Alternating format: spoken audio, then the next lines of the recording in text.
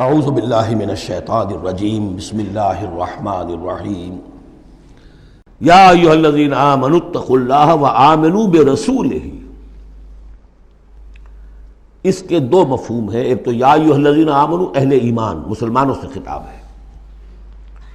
اہل ایمان اللہ کا تقوی اختیار کرو اور اللہ کے رسول پر ایمان کو پختہ کرو۔ لقد کان لکم فی رسول اللہ اسوۃ حسنہ۔ ان کی زندگی میں دیکھو کیا توازن تھا، انہوں نے ترک دنیا تو نہیں کی، شادیاں کی، بھرپور زندگی گزاری ہے، ان کی اولاد بھی تھی، کتنی بیویاں تھیں، ہاں اس کے باوجود پوری زندگی لگی ہے دین کے غلبے کی جد و جہد میں۔ یہ اسوہ ہے، یہ آئیڈیل ہے تمہارے لیے، یہ نمونہ ہے، ان کی پیروی کرو۔ لقد کان لکم فی رسول اللہ اسوۃ حسنہ۔ اور اس اسوے میں واقعہ یہ ہے کہ یہ بھی دیکھنے کی ضرورت ہے، ایک تو یہ کہ آپ حضور کی زندگی میں گنتے چلے جائیں، یہ چیز بھی تھی، یہ چیز بھی تھی، یہ چیز بھی تھی، یہ چیز بھی تھی، یہ چیز گن لی، آپ نے فہرست بنا لی، آپ نے وہ ساری چیزیں جو ہے اپنے اندر پیدا کرنے کی کوشش کی، فیصلہ کر لیا کریں گے۔ لیکن اگر یہ حماقت آپ نے کر دی کہ دیکھا نہیں کہ ان مختلف چیزوں کے مابین ریشیو پروپورشن کتنا تھا، اصل شہر ریشیو پروپورشن، ایک چیز کتنی تھی، دوسری کتنی تھی، تیسری کتنی تھی، اگر ریشیو پروپورشن ڈسٹرب ہو جائے گا تو اسوہ تو ختم ہو جائے گا۔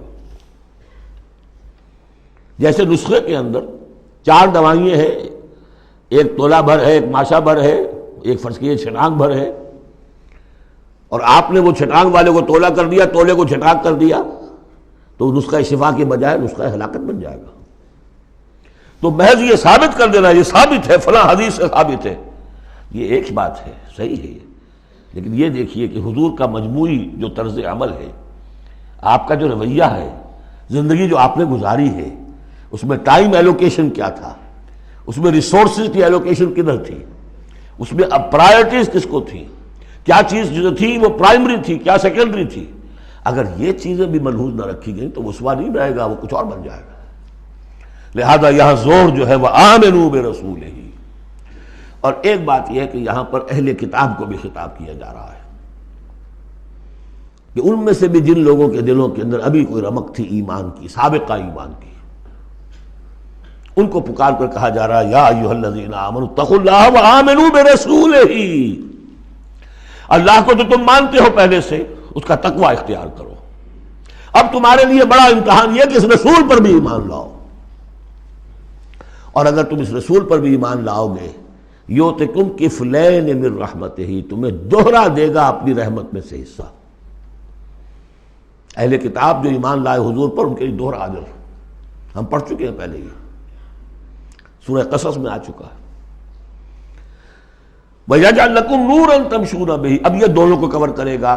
اگر تم نے رسول پر ایمان پختہ رکھا، اسی لیے جو میں زور دیتا ہوں کہ منہج انقلاب نبوی تلاش کیجئے۔ آپ حضور نے کیسے انقلاب برپا کیا؟ محض اقامت دین کی جد و جہد کے لیے تن من دھن لگا دینا، یہ پہلا قدم ہے۔ اللہ مجھے اور آپ کو توفیق دے کہ ہم اس کا فیصلہ کریں، پھر مرحلہ آئے گا کس طریقے پر کریں۔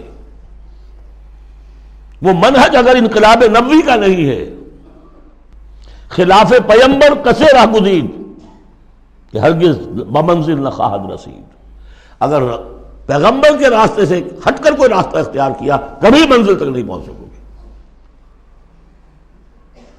لہذا آمنوا برسولہ، جتنا یقین ہوگا کہ جائیں جاست، آپ کو معلوم ہے جہاں ذرا گمان ہوتا ہے کہ یہاں تیل ہے، کروڑ ہاں ارب ہاں روپیہ جو ہے وہ وہاں پہ ڈرلنگ کے اندر، تلاش کے اندر لگا دیتے کہ نہیں؟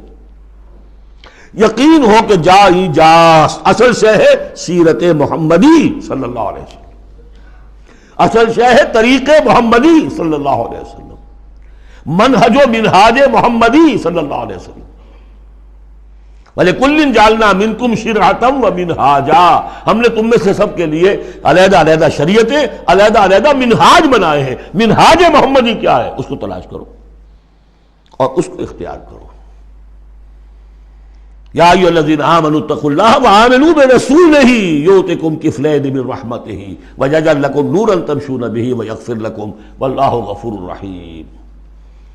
اور بخش دے گا۔ پھر اس راستے پر آدمی چل پڑے، رخ سیدھا کر لے، بحیثیت مجموعی زندگی صحیح رخ پر آ گئی تو خطا تو ہو جائے گی کبھی نہ کبھی، کہیں پاؤں پھسل جاتا ہے آدمی کا، اٹھتا ہے توبہ کرتا ہے۔ انما التوبۃ علی اللہ للذین آمنوا للذین یعملون السوء بجہالۃ ثم یتوبون من قریب واللہ غفور الرحیم، اللہ جو ہے وہ غفور الرحیم ہے۔ تو میں نے جو اس آیت کا مفہوم بیان کیا آپ کے سامنے کہ اس میں خطاب کا رخ جو ہے اہل کتاب کی طرف بھی ہے، اس سے اگلی آیت جو ہے بہت کھل جاتی ہے۔ لئلا یعلم اہل الکتاب الا یقدرون علی شیء من فضل اللہ، جن کے سامنے یہ پہلو نہیں آیا اس آیت میں، انہیں یہاں کہنا پڑا کہ یہاں لئلا میں لا زائد ہے، مراد لکے لا یعلم۔ اگر تو وہ آیت صرف مسلمانوں سے خطاب کر رہی ہے تو انہوں نے ترجمہ کیا تاکہ اہل کتاب کو اچھی طرح معلوم ہو جائے کہ اب انہیں کوئی قدرت حاصل نہیں ہے اللہ کے فضل پر، کوئی حصہ حاصل نہیں کر سکتے اللہ کے فضل میں سے۔ میں نے جو دوسرا رخ بیان کیا ہے اس سے سمجھیے تاکہ نہ سمجھے اہل کتاب کہ اب ان کے لیے اللہ کے فضل کے حصول کا کوئی راستہ نہیں رہا، راستہ ہے، اب بھی ہے، کھلا ہے، آؤ محمد کے قدموں میں آؤ، آؤ قرآن کی طرف آؤ۔ جیسے سورہ بنی اسرائیل میں ہم نے کہا تھا عسیٰ ربکم ان یرحمکم وان عدتم عدنا وجعلنا جہنم للکافرین حصیرا، اب بھی تمہارا رب تم پر رحمت کرنے کے لیے تیار ہے۔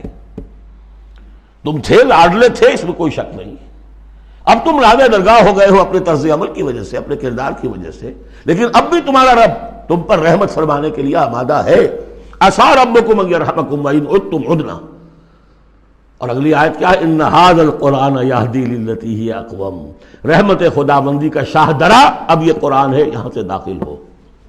یہاں بھی وہی فرمایا جا رہا ہے اب بھی فضل کا راستہ کھلا ہے تمہارے لیے، اللہ کا فضل جو ہے ابھی کھلا ہے، آؤ لئلا یعلم اہل الکتاب، تاکہ نہ یہ سمجھیں اہل کتاب اللہ یقدرون علی شیء من فضل اللہ کہ اب تو فضل اللہ کے فضل میں سے ان کے لیے کچھ بھی حاصل کرنا ممکن نہیں۔ وَأَنَّ الْفَضْلَ بِيَدِ اللَّهِ يُؤْتِيهِ مَن يَشَاءُ، فضل اللہ کے ہاتھ میں ہے، وہ جس کو چاہتا ہے دیتا ہے۔ وَاللَّهُ ذُو الْفَضْلِ الْعَظِيمِ، اور اللہ بہت بڑے فضل والا ہے۔